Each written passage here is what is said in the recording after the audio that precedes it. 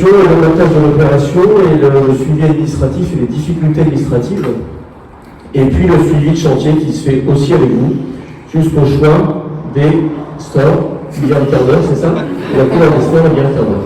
Donc vous êtes très présent depuis le début et vous êtes encore très présent jusqu'à la livraison. Et j'espère que dans un an, au mois de novembre, nous allons pouvoir nous retrouver tous ici pour regarder ce qui va se passer ici. Et pour ma part, je ne l'ai encore jamais vu et j'aimerais bien que ça se fasse ici. Voilà. Benoît, un petit mot?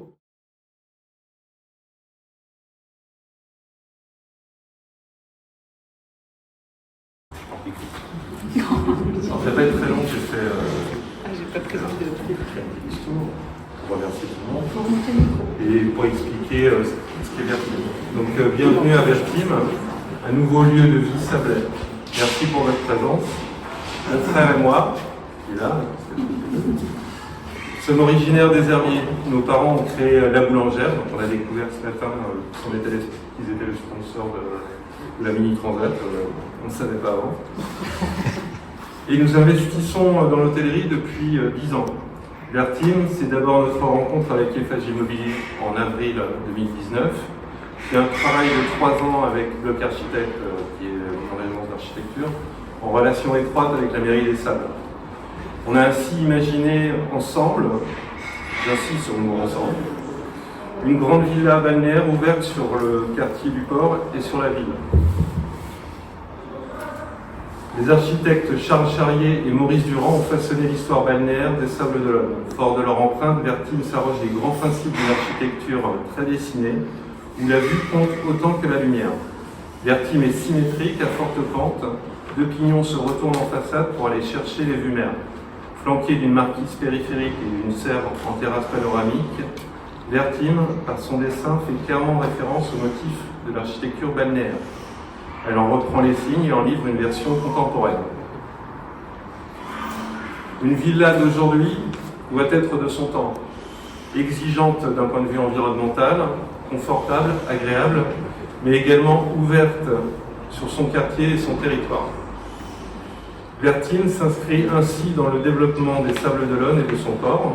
Port-Olona accueille les plus grandes courses à la voile et s'adresse au plus grand nombre pour la plaisance. C'est dans ce contexte dynamique que Vertim a été imaginé. Plus qu'un hôtel de 105 chambres, Vertim est un lieu de vie. C'est une grande maison ouverte au public, ça c'est une notion qui est très importante pour nous, y compris si vous n'avez pas réservé de chambre. À terme, faire vivre le quartier toute l'année nous intéresse tout autant que la saison estivale. Avec un lobby, un restaurant, 2 bars, un club des marques, un espace séminaire polyvalent, une piscine et un rooftop sur plus de 4000 m², Vertim s'adresse à tous.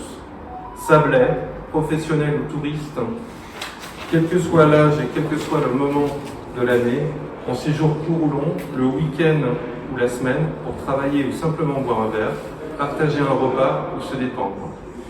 Dans un peu plus d'1 an, Vertim vous accueillera pour vivre en direct depuis le rooftop, depuis ici, le 10e Vendée Globe. Des petits remerciements bien mérités. Nous remercions l'ensemble des acteurs de ce projet, Eiffage et toutes les entreprises associées à la construction, même celles qui ne sont pas vendéennes.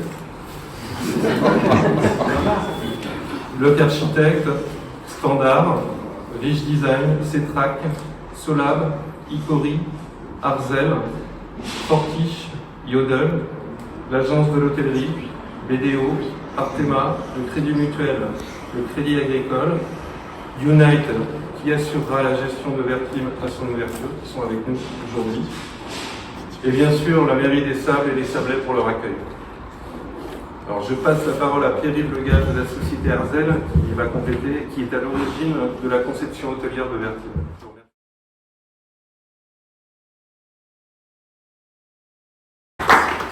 Merci Benoît et merci pour qu'on puisse présenter un peu le projet. En 3 mots et en peu de mots en tout cas, vous présenter un peu les défis et notre idée, notre ambition sur le projet. Quand on a lancé le projet, en tout cas quand on s'est intéressé à la conception hôtelière de Vertim, on avait 3 enjeux principaux, on était en plein Covid et il y avait 3 défis. Le premier défi c'était comment ne pas être juste un réceptacle à touristes dans une ville comme les Sables d'Olonne, mais être véritablement un acteur de la destination. Nous, on doit être aujourd'hui un commerce qui doit permettre de renforcer la capacité hôtelière, de permettre de répondre au mieux aux attentes de nouvelles agences, d'entreprises sur d'autres marchés, et c'est faire en sorte d'ajouter un produit sur le marché sablais et effectivement attirer des nouvelles clientèles au sable, donc assurer encore une fois cette volonté de monter en gamme touristique des Sables d'Olonne. Deuxièmement, et ça c'est un point qui était aussi hyper important pour nous, c'était que Vertim, on a voulu penser, non pas pour les touristes, pour les gens qui viennent de l'extérieur de la ville, mais d'abord avant tout pour les Sablais. Notre conviction profonde, c'est que si on fait un lieu suffisamment poreux, suffisamment ouvert et suffisamment sexy, entre guillemets, pour les Sablais, pour faire en sorte qu'ils rentrent pour boire un verre, pour manger, pour une réunion, pour un événement, le lieu sera de facto ensuite adopté par les touristes et effectivement faire en sorte que ce soit d'abord un lieu qui ne soit pas totalement hors sol, pas une sorte d'hétérotopie uniquement à destination de la clientèle touristique, mais véritablement adapté au Sablais. Ça c'était le deuxième enjeu. Et le troisième, pour finir, c'était véritablement s'insérer dans un hôtel qui est une sorte de grande maison de vacances avec un choix d'objets, de décoration et une approche sur des objets assez iconiques. C'est une sorte de grande maison de vacances qu'on imagine qui a toujours été ici. On va juste venir nous poser un peu notre décoration avec une version, mais une approche en tout cas du luxe qui ne mesure pas à l'épaisseur de la moquette et vraiment plutôt sur le confort d'usage, sur le côté exemplaire, sur le côté vertueux de nos aménagements et de la construction, et effectivement essayer de faire en sorte que ça puisse être adaptable à une clientèle loisir, une clientèle affaires, une clientèle en couple, une clientèle en famille. Ce segment de famille nous tenait aussi énormément à cœur parce qu'on sait que les Sables est une destination extrêmement familiale. Et donc, fort de ces trois enjeux-là, on est très heureux aujourd'hui de vous présenter Vertim sous sa version de la chambre témoin que vous allez pouvoir découvrir, et puis aussi du rooftop. Et on est aussi très fiers avec l'équipe qui a composé Benoît Jean-Christophe, ensuite de remettre les clés à Unite pour l'exploitation et faire en sorte que le lieu devienne commercialement, en tout cas, et en termes d'histoire, à la hauteur de nos attentes du début de l'histoire. De joie pour le maire des Sables d'Olonne et pour les Sablais. Lorsque cet hôtel est une bonne nouvelle pour l'esthétique de l'entrée des Sables d'Olonne. Lorsque j'ai été élu maire au début de l'année 2019, il y avait un permis de construire qui était en cours et qui ne me paraissait pas refléter le caractère balnéaire des Sables d'Olonne. Or, quand on est ici, devant le Port Olona, devant le ponton du Vendée Globe, un peu dénudé depuis quelques minutes, mais il se remplit très très vite, on n'a qu'une aspiration, c'est d'aller dehors, c'est de voir dehors, c'est regarder le coucher de soleil sur les toits de la Chaume. Et donc, une maison balnéaire, une ville balnéaire, on a besoin de sentir à l'extérieur pour pouvoir ouvrir les fenêtres et de s'immerger dans l'ambiance du port du Vendée Globe. C'est ce que votre projet va offrir à ses usagers, à ses clients, aux Sablais et aux touristes. Donc pour la qualité de l'entrée de ville des Sables d'Olonne, c'est déjà en soi une bonne nouvelle.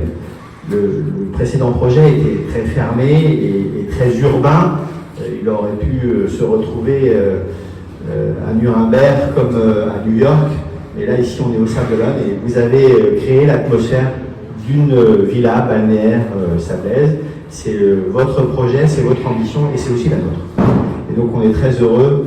C'est vrai, vous l'avez souligné, on a été assez présent sur les choix d'urbanisme, sur les choix esthétiques depuis la naissance jusqu'à la livraison. Et c'est important pour nous parce que ce bâtiment, cet hôtel, est aussi une vitrine de la ville des Sables d'Olonne. Et donc on avait à cœur qu'à l'entrée de ville, on sente déjà la qualité et l'identité des Sablaises, y compris dans l'architecture. Et je pense que l'architecture est au service de l'économie. Et que parce que l'architecture est respectueuse de l'identité sablaise, les Sablaises s'y retrouveront et auront envie de venir ici prendre un verre sur le rooftop, déjeuner ou alors organiser un séminaire. Évidemment, les choses et les courses qui s'enchaînent au Sables d'Olonne se prêteront assez naturellement à cet exercice. C'est une bonne nouvelle aussi pour l'économie touristique sablaise et vendéenne. On a un déficit de capacité hôtelière ici au Sables d'Olonne et en Vendée, et donc vous venez combler une petite partie de ce déficit. On a encore besoin d'autres hôtels, donc si jamais vous avez d'autres projets, on peut en parler parce qu'il y a encore de la place. sans nuire à ceux qui existent. Il y a encore un beau potentiel de développement de l'hôtellerie ici au Sable d'Olonne. Et donc c'est un projet qui vient apporter une offre supplémentaire et j'allais dire complémentaire. Et donc nous, on s'en réjouit et on vous souhaite évidemment tout le succès auquel vous pouvez prétendre parce que le besoin est réel et il ne sera pas comblé ou épuisé par l'arrivée sur le marché de votre hôtel Vertim dans quelques mois. C'est une bonne nouvelle aussi pour le Vendée Globe parce que le Vendée Globe avait son ponton. Il a désormais une place qui a été valorisée. Il y a encore quelques détails à corriger pour que, vu d'en haut, ce soit irréprochable, Donatien. Mais il n'avait pas son hôtel. Il n'avait pas son lieu dédié. Vous devenez en quelque sorte un peu l'hôtel du Vendée Globe. Et j'imagine que les réservations sont déjà quasi complètes, si ce n'est déjà complète, pour la prochaine édition qui marquera le 10e anniversaire, comme vous le savez, du Vendée Globe au Sable d'Olonne. Et donc au final, à travers toutes ces bonnes nouvelles, c'est un projet économique qui est un bel investissement, qui profite à l'économie vendéenne. C'est un projet qui permet de conforter la dynamique touristique des Sables d'Olonne avec une capacité hôtelière non négligeable, c'est 105 chambres je crois, hein, c'est ça, avec différents niveaux de prestations. C'est un hôtel qui a l'ambition d'être un 4 étoiles et d'offrir un service de bon niveau, et donc ça tombe bien parce que c'est la trajectoire que nous avons définie avec les élus de l'agglomération des Sables d'Olonne. Essayer effectivement moins de viser la quantité de touristes accueillis que la qualité de l'expérience de nos visiteurs ici au Sable d'Olonne en Vendée. On ne cherche pas à accueillir toujours plus de touristes, on cherche en revanche à ce qu'ils aient la meilleure expérience possible chez nous, au Sable d'Olonne, en Vendée. Les Sables d'Olonne, c'est la figure de proue de la Vendée touristique, avec le Puy du Fou à l'est. On est tout à fait complémentaires les uns des autres, et vous venez apporter là une offre d'hébergement, une proposition qui s'insère parfaitement dans le tissu économique sablais et vendéen. Donc la ville des Sables d'Olonne se réjouit, d'autant que le terrain que vous occupez est un terrain qui a une longue histoire sablaise. Il y a eu des hésitations, il y a eu des conflits, parfois des batailles, et puis finalement on arrive à un projet certes privé, certes 100% privé, mais d'utilité publique au Sable d'Olonne, avec une valorisation de cette entrée de ville que nous allons poursuivre plus loin dans le boulevard.